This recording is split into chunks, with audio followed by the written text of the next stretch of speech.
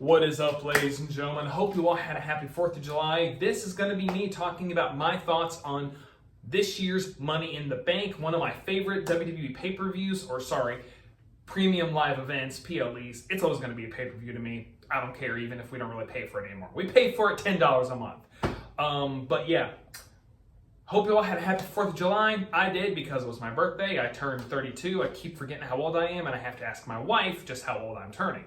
So that tells you where I'm at. But Money in the Bank, it has always been one of my favorite things because I love ladder matches. One of my favorite ladder matches of all time, or that first one I ever saw, was the third Money in the Bank ladder match with Mr. Kennedy. Ended up winning it at WrestleMania 23. I'm a sucker for ladder matches, so I'm always down to watch a ladder match. But the men's Money in the Bank ladder match, we had Drew McIntyre, Jey Uso, LA Knight, Carmelo Hayes, Andrade, and Chad Gable. Now, I didn't think Chad Gable was going to win. I was actually thinking that the Wyatt Six were going to interfere, costing him the Money in the Bank, but that was not the case. The person who actually did end up winning, I was actually thinking was going to get taken out even before the match started, because when Drew McIntyre was making his entrance, it took him a while to actually come out. So I was thinking, ooh, did Punk ambush him and now we're going to have a bloody Drew McIntyre and either it's going to be a 5-man Money in the Bank, or was CM Punk going to enter Money in the Bank? Well, that was not the case.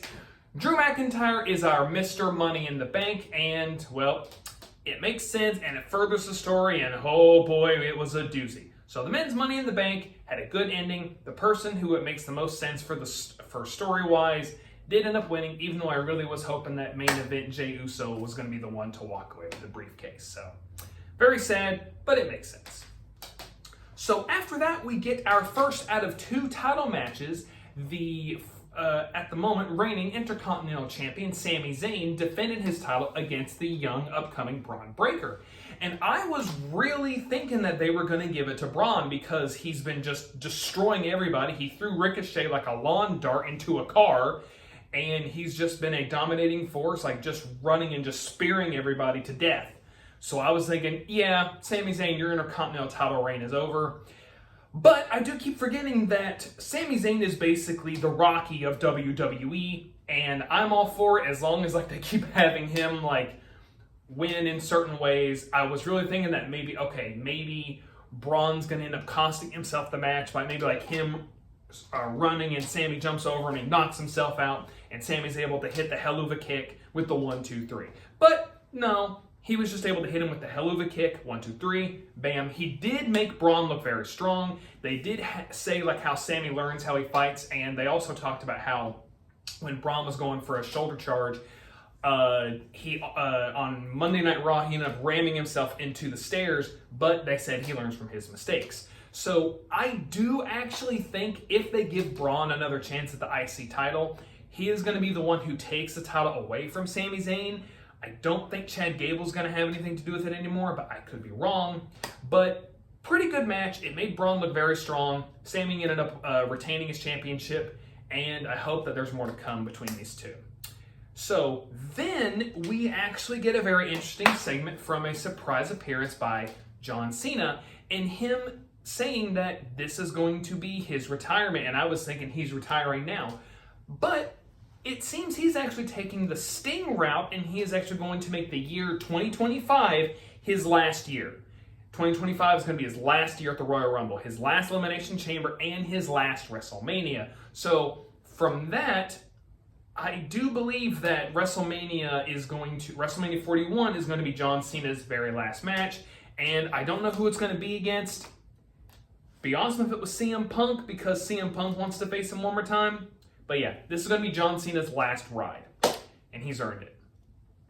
So now we get into our second out of 2 title matches, the World Heavyweight Championship match between the current champion Damian Priest and Mr. Monday Night, well, actually no, that's RVD, Seth freaking Rollins.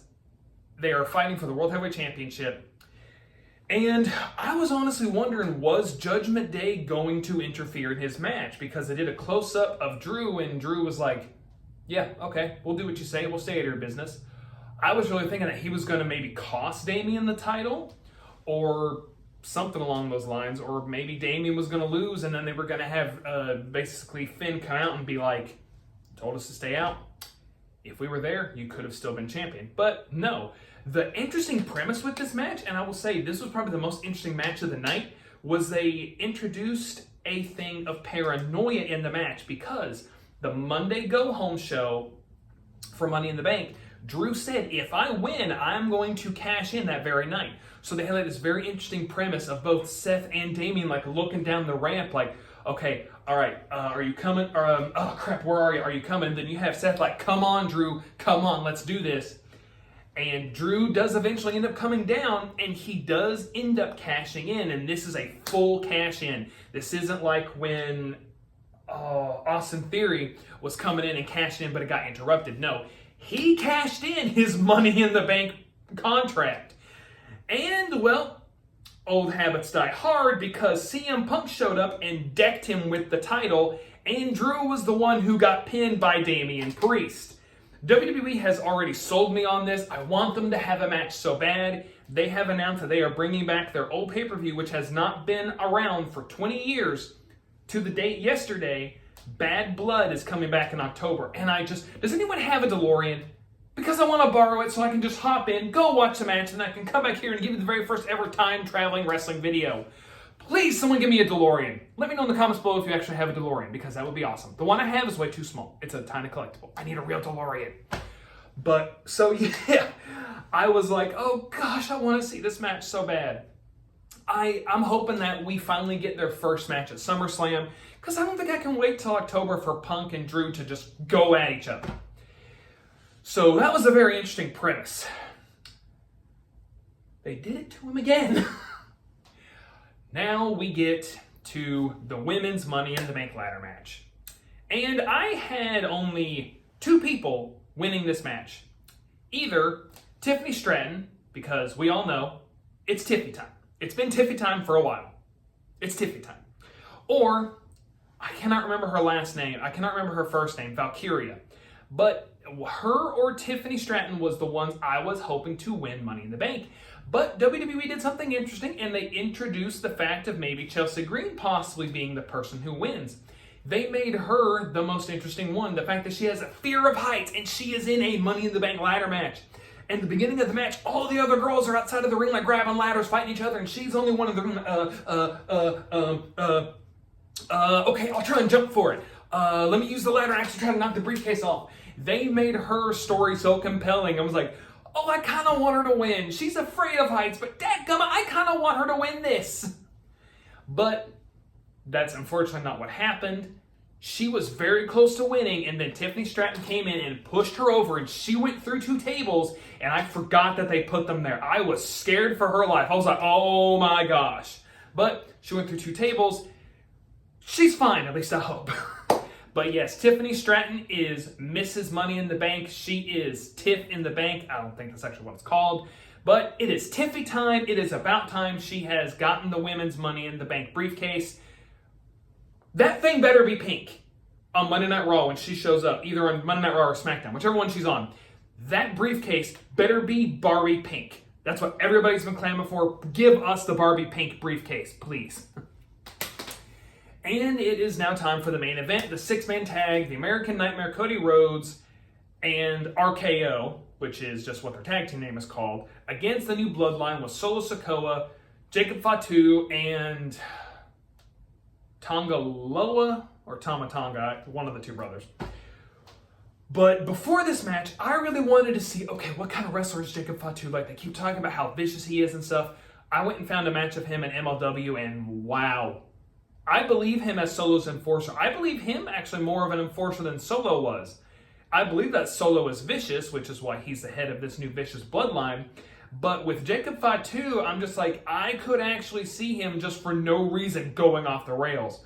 Versus Solo, he was kind of controlled. Roman had him on a leash. Solo's like, nah, dude, just go do whatever you want. I don't care. Cause destruction. And they really sold on Jacob Fatu. Jacob would get hit with moves that would put normal people down, and he would just get up and just sell it like, nah, I'm a different breed. I truly believe that when they call him the Samoan Werewolf, with Solo ended up getting the pin, which I'm pretty sure we're going to get Solo versus Cody at SummerSlam, and maybe Roman Reigns will return at SummerSlam, because Solo has said that Roman couldn't take it, he couldn't hack it, which is why he lost the belt, and Solo is basically going to get the title that Cody Rhodes took from them, and it's going to be an interesting dynamic from there, because I'm pretty sure we're getting Bloodline Civil War at War Games. This was a very interesting show. I was surprised on who won, except by one. I only got one prediction right, and it was Tiffany Stratton winning the Money in the Bank. I was wrong about everything else. Guys, what did you think of Money in the Bank this year? I really want to know. I love this pay-per-view because I'm a sucker for ladder matches. I would love to get my hands on a real Money in the Bank briefcase. I prefer actually when they were black instead of green. I mean, everybody can design their own Money in the Bank briefcase, but I just prefer the solid black briefcase because I feel like it's more like working with like a blank canvas and they can do whatever they want. But anyways, guys, put in the comments below, what is your favorite Money in the Bank match? Who is your favorite Money in the Bank match winner? I want to know. Do not forget to elbow drop the like button and spear the subscribe button for the 1, 2, 3. And I will see you next time on another exciting episode of Talk Inside the Ring. A special project is coming along with a few others, so I suggest you stay tuned. Have a good day, guys, and I hope you had a happy 4th of July.